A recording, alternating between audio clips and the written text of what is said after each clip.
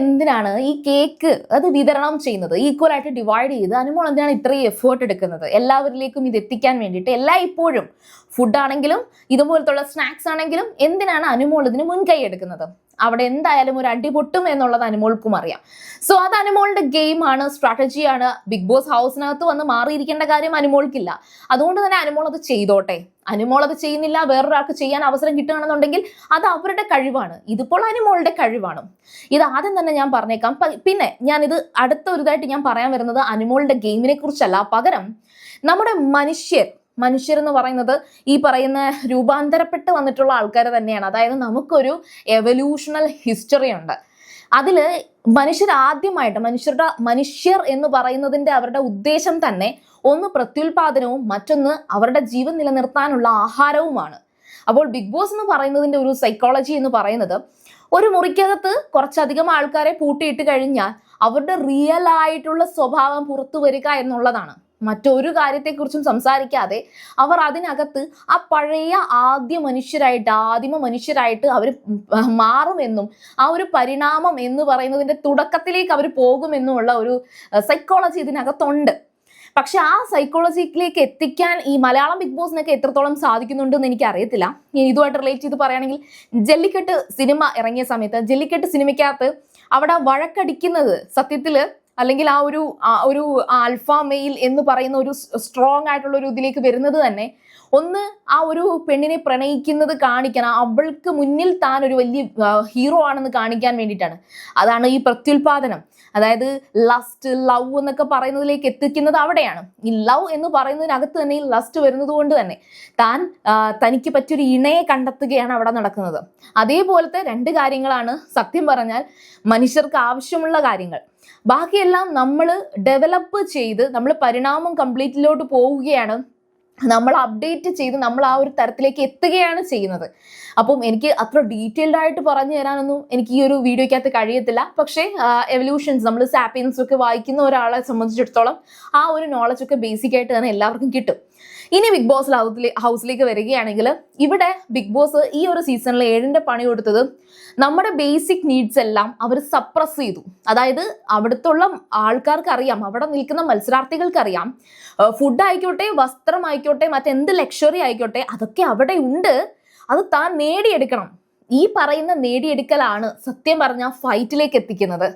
Normally ഒരു മനുഷ്യന്റെ basic ആയിട്ടുള്ള ഒരു കാര്യമായിട്ടുള്ള പല കാര്യങ്ങളും അത് നേടിയെടുക്കാനുള്ള ഫൈറ്റ്, അതിനെയാണ് ഈ പറയുന്ന ബിഗ് ബോസ് എന്ന് പറയുന്ന റിയാലിറ്റി ഷോയിലൂടെ സെല് ചെയ്യുന്നത്.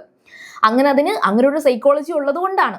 അല്ലാതെ ഇപ്പോൾ ലാലേട്ടൻ പറയാറില്ലേ, ഒരു പ്രശ്നം വരുമ്പോൾ നിങ്ങൾ അതിനെ ഇങ്ങനെ സമീപിക്കൂ, വഴക്കുണ്ടാക്കാതിരിക്കൂ എന്ന് ലാലേട്ടൻ പറയുന്നുണ്ടെങ്കിലും അതിനു വേണ്ടി വഴക്കടിക്കുന്ന, ഇരട്ടത്താപ്പ് കാണിക്കുന്ന, അതിനുവേണ്ടി ഒരുപാട് ട്രിഗേർഡ് ആവുന്ന ആൾക്കാരാണ് ശരിക്കും പറഞ്ഞാൽ ആ പച്ചയായ മനുഷ്യൻ എന്ന് വേണമെങ്കിൽ നമുക്ക് പറയാം. ബാക്കിയുള്ളവരൊക്കെ ഹൈലി ഡെവലപ്ഡ് ആയിട്ടുള്ള ഹ്യൂമൻ ആണ്.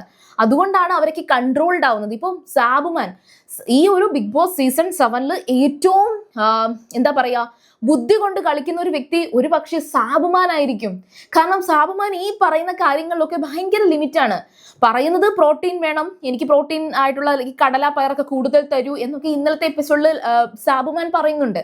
അപ്പോഴും ഞാൻ ശ്രദ്ധിച്ചൊരു കാര്യം എന്ന് വെച്ചാൽ, ഒരു ബേസിക് നീഡായിട്ടുള്ള അവരുടെ ആ ഫുഡിന്റെ കാര്യം മീറ്റ് ചെയ്ത് കഴിഞ്ഞാൽ അവർക്ക് ഇതിന് തല്ലു പിടിക്കേണ്ട കാര്യമില്ല. ഇനി അനുമോളുടെ കേസിലേക്ക് വരികയാണെങ്കിൽ, അനുമോൾ ഇത്രയധികം ചിന്തിക്കുന്ന ഒരു വ്യക്തിയായിട്ട് എനിക്ക് ഫീൽ ചെയ്തിട്ടില്ല. അങ്ങനെ പുരോഗമനപരമായിട്ടുള്ള കാര്യങ്ങളെ കുറിച്ചോ താത്വികമായി അവലോകനം ചെയ്യുന്ന ഒരാളോ അല്ല. വളരെ നോർമൽ ആയിട്ടുള്ള ഒരു ഹ്യൂമൻ ബീയിങ് ആണ്. അതുകൊണ്ട് തന്നെയാണ് അനുമോൾക്കെതിരെ ഒരു ക്രിറ്റിസിസം വരുമ്പോൾ അതിനെതിരെ അനുമോൾ ഭയങ്കരമായിട്ട് ദേഷ്യപ്പെടുന്നത്. ഒരു ജയിൽ നോമിനേഷന്റെ ടൈമിൽ ഈ പറയുന്ന അനുമോള് ജിസേലിനെ ആക്രമിക്കാൻ പോകുന്ന ഒരു സീനൊക്കെ നമ്മൾ കണ്ടിരുന്നു. അനുമോൾ അടിച്ചു എന്ന് പറഞ്ഞിട്ട് വലിയ പ്രശ്നങ്ങൾ ഉണ്ടായിരുന്നു. അനുമോൾ അടിച്ചിട്ടില്ല, അതുകൊണ്ടാണ് അനുമോൾ അവിടെ നിലനിന്ന് പോകുന്നത്. അപ്പോൾ ഇതേ കണക്കൊരു ഇഷ്യൂവിലേക്ക് ഈ അനുമോള് പോലെയുള്ള വളരെ സാധാരണമായിട്ട് ചിന്തിക്കുന്ന ഒരു വ്യക്തി എത്തിപ്പെടുന്നത് അത് ബിഗ് ബോസിന്റെ ഒരു കഴിവാണ്. ബിഗ് ബോസിന് അറിയാം ഇന്ന ആൾക്കാരെയൊക്കെ ബിഗ് ബോസ് മനസ്സിലാക്കി വെച്ചിട്ട് ഏറ്റവും കൂടുതലും പെട്ടെന്ന് അഫക്റ്റ് ആകുന്നത് ഇന്ന ആൾക്കാർക്കാണ്. അപ്പോൾ അവർക്ക് തന്നെ ഇത് കൊടുക്കണം എന്ന് തീരുമാനിക്കുകയാണ് ചെയ്യാറ്. ഇനി അടുത്തൊരു കാര്യം, ഇന്നലത്തെ കേക്ക് അത് ഡിവൈഡ് ചെയ്തെടുത്ത കാര്യം. ഇവര് ഫുഡിനോട് ഭയങ്കര ഒബ്സസ്ഡ് ആണ്. ഫുഡിന് ഇപ്പം ബിന്നി പറയുന്നുണ്ട്, ബിന്നിക്ക് ഈ ചോക്ലേറ്റ് കേക്ക് ഇങ്ങനെയുള്ളതിനോടൊന്നും വലിയ താല്പര്യം ഇല്ലായിരുന്നു. പക്ഷെ ഇവിടെ വന്നിട്ട് ഇതെങ്കിലും കിട്ടുമ്പോൾ ആ കിട്ടുന്നതിനോടുള്ള ഒരു ആക്രാന്തമുണ്ട് എന്ന് സമ്മതിക്കുന്നുണ്ട്. അതായത് ബിന്നി ഇത് നൂബിനോടാണ് പറയുന്നത്. ശരിക്കും പറഞ്ഞാൽ അതൊരു അവിടുത്തെ ഒരു വലിയൊരു സത്യമായിട്ട് മാറിയിട്ടുണ്ട്. ഇനി പോകെ പോകെ അടുത്തൊരു സീസൺ ബിഗ് ബോസ് വരികയാണെങ്കിലും അവിടെ ഇതിൽ കൂടുതൽ ഈ പറയുന്ന ഫുഡിനകത്ത് ഒരു ലിമിറ്റ് വരും. ഫുഡ് കൊടുക്കാത്തത് എന്ത് എന്ന് ചോദിച്ചാൽ ഫുഡ് ഇല്ലാതെ വരുമ്പോഴാണ് ഇവർക്ക് ഈ വഴക്കടിക്കാനുള്ള ടെൻഡൻസി വരുന്നത്. അതായത് ബേസിക് നീഡിന് വേണ്ടിയിട്ട് ഫൈറ്റ് ചെയ്യുന്ന കുറേ ആൾക്കാരെ മറ്റൊരു സോഴ്സും ഒരു ഹെൽപ്പും ഇല്ലാതെ കൊണ്ടുവന്നിടുക എന്നുള്ള ഒരു സൈക്കോളജി ഉണ്ട്. ഇത് ഇത്രയും ഞാൻ എന്തിനാണ് ഇങ്ങനെ പറഞ്ഞതെന്ന് ചോദിച്ചു കഴിഞ്ഞാൽ ഒരുപാട് പേര് കമന്റ്സിൽ പറയുന്നുണ്ട്, ഈ അനുമോൾ എന്തിനാണ് ഏതു നേരവും ഫുഡ് സപ്ലൈ ചെയ്യുമ്പോൾ ഇങ്ങനെ വന്ന് നിൽക്കുന്നത് എന്ന്. അതാണ് ഞാൻ പറഞ്ഞു വന്നത്. അത് അനുമോളുടെ ഏറ്റവും നല്ല ഒരു ഗെയിം സ്ട്രാറ്റജിയാണ്. അനുമോൾ അത് ചെയ്യട്ടെ. അനുമോൾ അത് ചെയ്യുമ്പോൾ ഇതിന്റെ പേരിൽ ഒരു വഴക്ക് നടക്കും. ഇനി അനുമോൾ അത് ചെയ്തില്ലെങ്കിൽ ഈ പറയുന്ന കേക്ക് എല്ലാവരും പോയി കയ്യൂക്കുള്ളവൻ കാര്യക്കാരൻ, അതായത് ഈ പറയുന്ന ജല്ലിക്കെട്ട് മൂവിക്കകത്ത് ആ ഒരു കാളയെ, അതിനെ, ആ ഒരു അനിമലിനെ, അതിന്റെ പേര് കറക്റ്റായിട്ട് എനിക്ക് അറിയില്ല, അതുകൊണ്ടൊക്കെ ആ അനിമലിനെ ഈ ആണുങ്ങളെല്ലാം പോയി ആക്രമിക്കാൻ ശ്രമിക്കുന്നത് പോലെ ആ ഒരു കേക്കിനെ ഈ പറയുന്ന ഇത്രയും പേരും കൂടെ ആക്രമിക്കാൻ പോകും. അപ്പോൾ അവിടെ ഒരു പ്രശ്നമാണ് ഉണ്ടാകാൻ പോകുന്നത്. സോ ഇവിടെ ഒരാൾ ഇനിഷ്യേറ്റീവ് എടുത്തു. ആ ഇനിഷ്യേറ്റീവ് എടുത്ത ആള് അനുമോളാണ്. അനുമോൾക്ക് അതിനൊരു കാലിബർ ഉണ്ടെന്ന് സെൽഫായിട്ട് തോന്നി ആ ഒരു ഡോമിനേറ്റിംഗ് കപ്പാസിറ്റി കാണിച്ചത് നന്നായി എന്നാണ് എനിക്ക് തോന്നുന്നത്. അങ്ങനെ ചെയ്യുമ്പോൾ ഉറപ്പായിട്ടും അവിടെയും ഈ പറയുന്ന അടി ഉണ്ടാകുമ്പോൾ അത് ഏറ്റവും കൂടുതൽ സ്ക്രീൻ സ്പേസ് കിട്ടുന്നത് അനുമോൾക്കാണ്.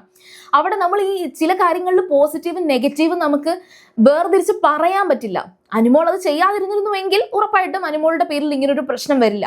അനുമോൾ അത് ചെയ്തു എന്നുള്ളത് കൊണ്ട് അനുമോൾക്ക് അതൊരു കോണ്ടന്റ് ആയി. സോ അത്രേ ഉള്ളൂ. സിമ്പിളായിട്ട് പറഞ്ഞാൽ അതൊരു ഗെയിമാണ്. അത് അനുമോളുടെ ഗെയിമാണ്. ഫുഡിനകത്താണ് എല്ലാവർക്കും ഈ ഒബ്സഷൻ ഉള്ളതെന്നുള്ളത് അനുമോൾക്കും അറിയാം. അതുകൊണ്ടാണ് ഫുഡിനെ തൊട്ടാൽ പണി കിട്ടും എന്നുള്ളത് അനുമോൾക്ക് അറിയാം. സോ അനുമോൾ അത് നന്നായിട്ട് ഗെയിം കളിച്ചു എന്നാണ് എൻ്റെ ഒരു അഭിപ്രായം. സോ നിങ്ങളുടെ അഭിപ്രായം പറയുക. അതുപോലെ തന്നെ സീരിയൽ കാണുമ്പോൾ നിങ്ങൾ ഫസ്റ്റ് ടൈം ആണ് കാണുന്നെങ്കിൽ ഉറപ്പായിട്ടും ചാനൽ ഒന്ന് സബ്സ്ക്രൈബ് ചെയ്തിട്ട് കാണുക. വീഡിയോ ഇഷ്ടപ്പെട്ടാൽ ലൈക്ക് ചെയ്യാം, കമന്റ് ചെയ്യാം, ഷെയർ ചെയ്യാം. അപ്പോൾ ഞാൻ പോയി വരാം. ബൈ.